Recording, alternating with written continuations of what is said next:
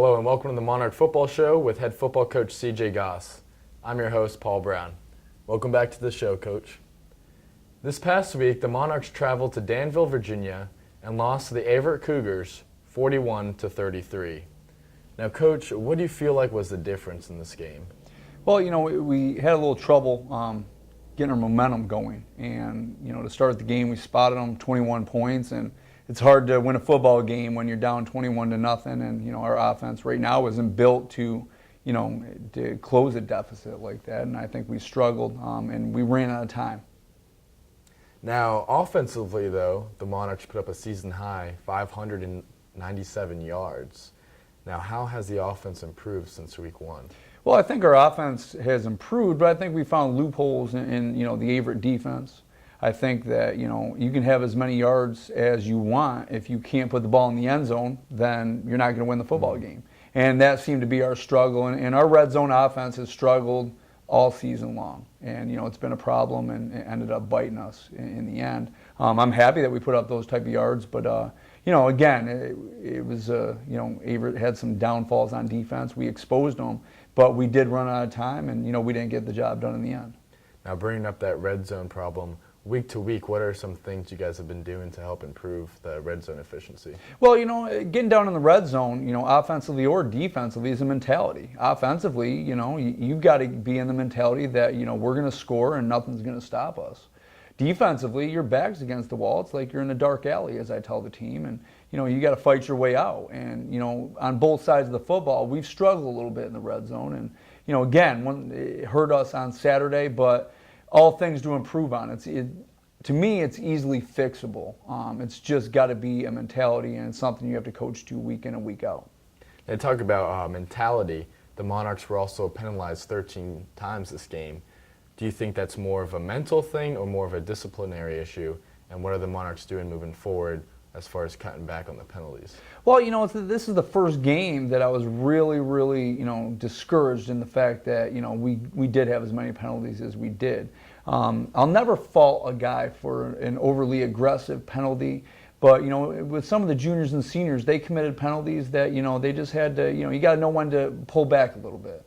And so, again, aggressive penalties, but not needed. And I think that, we're another part that we're going to learn from. But we're a better football team than the amount of penalties. You can't expect to go up at a night game at another school's, campus and expect to win the penalty battle. And, the big thing is that, we lost that battle and ended up hurting us in the fourth quarter. We had 2 touchdowns called back, and, we're a better football team than that. Thank you very much, Coach Goss, on this week's breakdown. Coming up next, Billy Tenney will interview Coach Mabin, the Methodist University football team running backs coach, as well as the coach who oversees all of social media for the Methodist University football team. Hey, I'm Billy Tenney with the Monarch Football Show, and I'm joined here with running backs coach and social media director, Coach Jaron Mabin. Coach, how's it going? Good, man. How are you? Now, Coach, how can MU football fans follow Methodist football on social media? On Facebook, it's Methodist University Football, and on Twitter and Instagram, it's @Methodist_FB. And alumni are really a big part of football programs. Tell me how the social media really helps keep the alumni connected. Well, the good thing about our alumni is our football program is not very old. We started in 1989, and that just gives us a younger fan base, a younger alumni base, so we can keep those guys connected and just keep them a part of our football program because we really appreciate them. And having that younger fan base is good with your alumni. It also correlates too with the students. Tell me how the students can stay connected, and do you see a lot of students following all the pages? Absolutely. We try to do a lot of marketing for our home games. We want to pack the stands, so we offer different tailgate opportunities and different things that we want to show our fans that we appreciate them. So we shoot out different graphics and all that kind of stuff, videos, just to get our student base pumped up and ready for Saturday so we can fill up the stands. Coach, thank you for letting us know how the MU football fans can stay connected with Methodist football on social media. Thank you very much, Billy, and thank you, Coach Mabin, as well.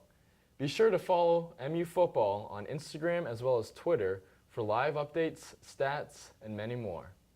Now, Coach, this upcoming weekend you guys host the Battle and Bishops of NC Wesleyan. What do you expect from this team? Well, first off, it's homecoming, and so that's always an exciting time, on campus for the past and the present, students and football players. But, we've got to put our blinders on and know that we have a very good North Carolina Wesleyan football team coming in. They're very well coached, and, they're athletic across the board, very tough team, and, we've got our work cut out for us.